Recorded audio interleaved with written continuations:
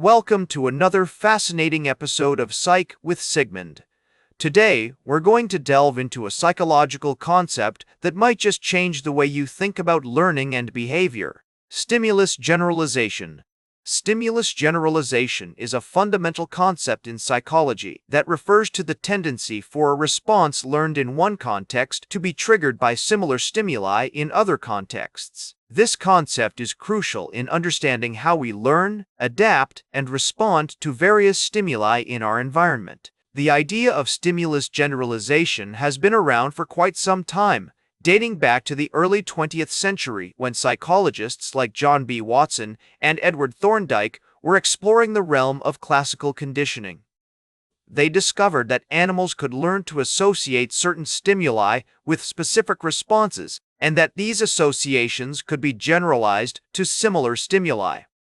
For example, if a dog learns to salivate at the sound of a bell, it may also start salivating at the sound of a similar bell or even a whistle.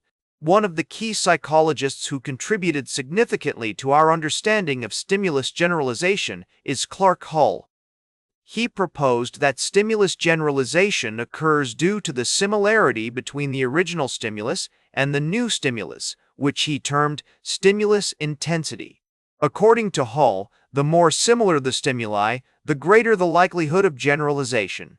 Another important theory that explains stimulus generalization is the Rescorla-Wagner model, developed by Robert Rescorla and Alan Wagner.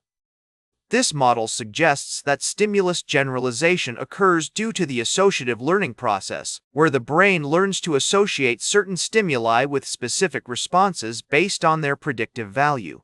The more a stimulus predicts a particular outcome, the stronger the association will be. One classic study that comes to mind is the work of psychologist Mary Cover-Jones, who used stimulus generalization to help children overcome phobias. In one experiment, she helped the young boy overcome his fear of rabbits by gradually exposing him to pictures of rabbits, then to real rabbits at a distance, and eventually to touching a rabbit in a controlled environment. This gradual exposure allowed the boy to generalize his newfound confidence to more challenging situations. In recent years, researchers have also explored the neural mechanisms underlying stimulus generalization. Studies using functional magnetic resonance imaging, fMRI, have shown that stimulus generalization is associated with activity in brain regions such as the prefrontal cortex, basal ganglia, and amygdala. These findings suggest that stimulus generalization involves a complex interplay between cognitive, emotional, and motivational processes. So, how can understanding stimulus generalization help us in our everyday lives? Well, for one, it can help us overcome fears and phobias, as we saw in the example of Mary Cover-Jones's work. It can also help us develop new skills and habits by gradually exposing ourselves to similar situations or stimuli. For instance, if you're trying to learn a new language, you might start by practicing with a language exchange partner, then gradually move on to more challenging conversations with native speakers.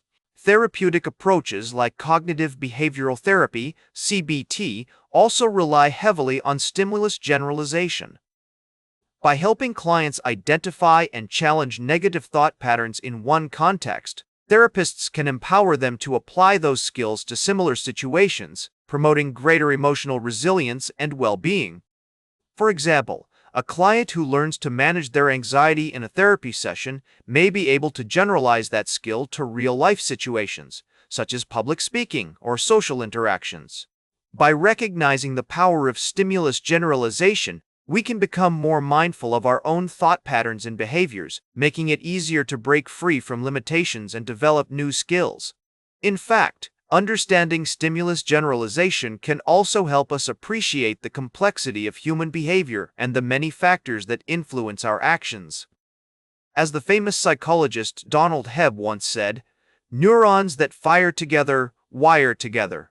This phrase highlights the dynamic interplay between neurons in our brain, which is reflected in the process of stimulus generalization. Remember to like, share, and subscribe, and until next time, may your ego find balance between pleasure and reality.